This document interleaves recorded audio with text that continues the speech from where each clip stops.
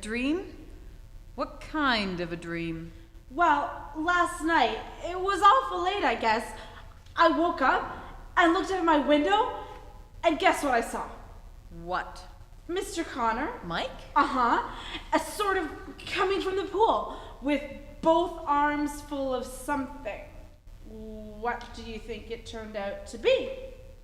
What? You and some clothes, and you were sort of crooning. I never crooned in my life. Then what?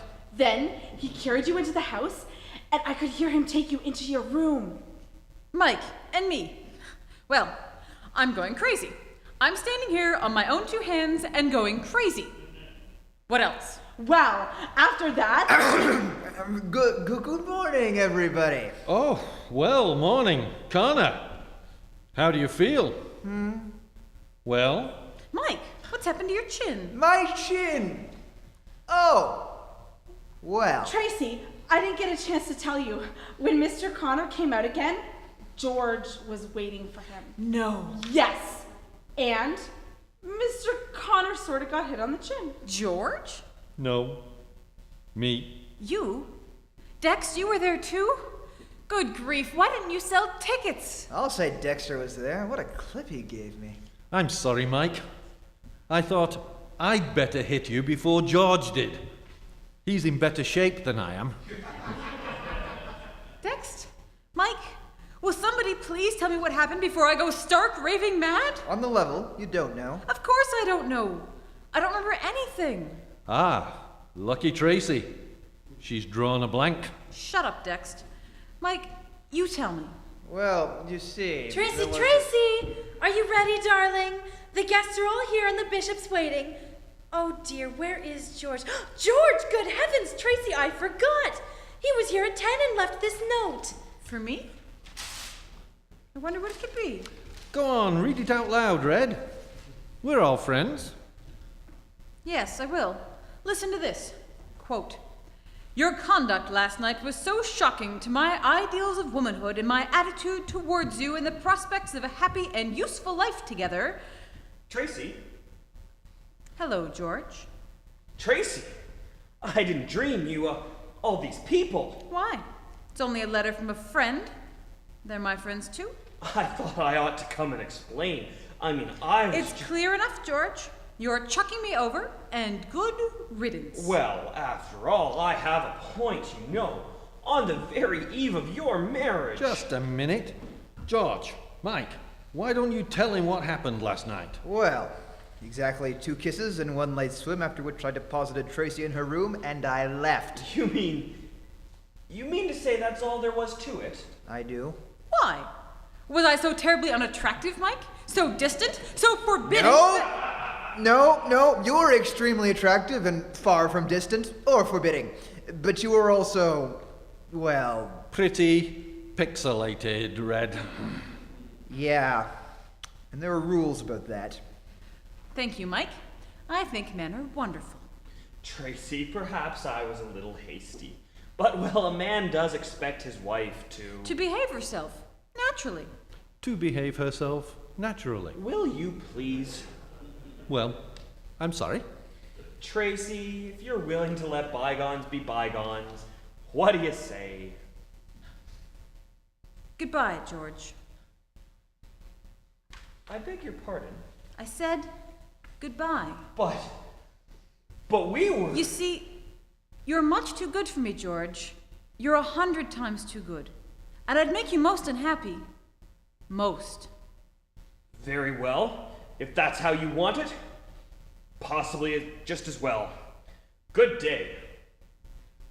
Congratulations, Red.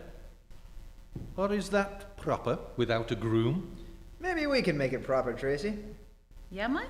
I got you into this. I'll get you out. Will you marry me, Tracy? No, Mike. Thank you, but no. Why not? Because I don't think that nice girl with a camera would like it, and I'm not sure that you would, and I'm even a little doubtful about it myself.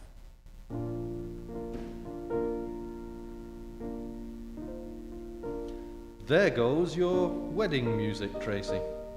And besides, I made a mistake yesterday. I opened a wedding present too soon. A present without any ribbons on it.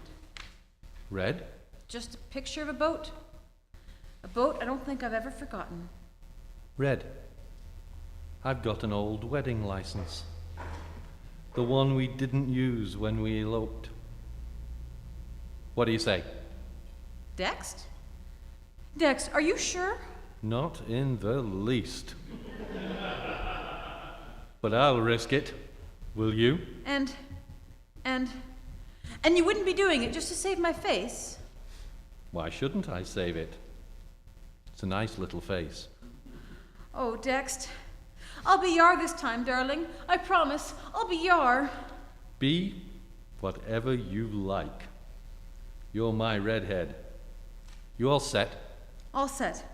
Oh, never have I been so full of love. Mike, how do I look? Like a queen. Like a goddess. That's funny, Mike, because you know how I feel? For the first time in my life? Like a human being.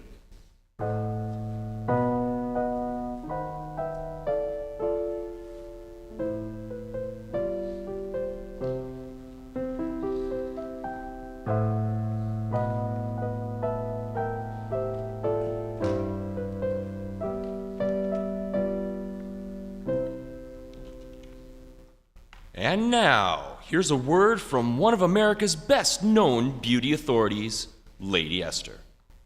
Ladies, did you ever come back from a wonderful vacation and have everyone say to you, "Why, you look simply marvelous, just like a new woman, so gay and fresh and vital"?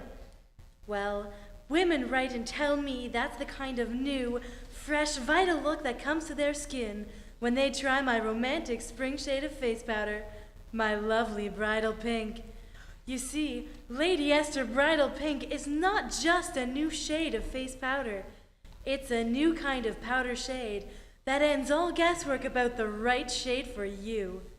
For this one specially blended shade has the amazing quality of flattery for every type of skin. The unique texture of my Lady Esther face powder makes it more flattering too, because of the special way it's blended. My powder spreads a delicate film of beauty over your skin, hiding those tiny lines, little blemishes, makes pores look smaller. And because Lady Esther powder is so fine and smooth, it clings far longer than ordinary face powders, keeps your skin looking more velvety smooth. America's most beautiful women will be wearing bridal pink in the Easter parade. What shade will you be wearing?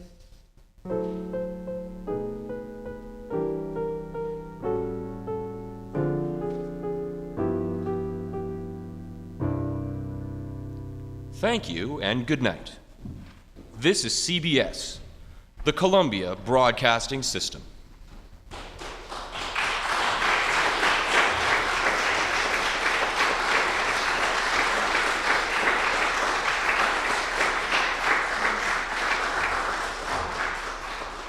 Tonight's evening of radio comedy has been recreated for you by the talented voices of Jen Stagger, Russ Wong, Dave O'Grady, Ashley Kirby, Georgina Gill, John Walsh,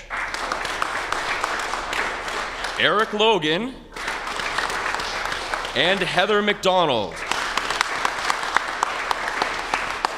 Chris Rovers has been our sound artist, with musical accompaniment by Angela Yates. Our productions were directed by Graham, don't say my name in the credits, Yates.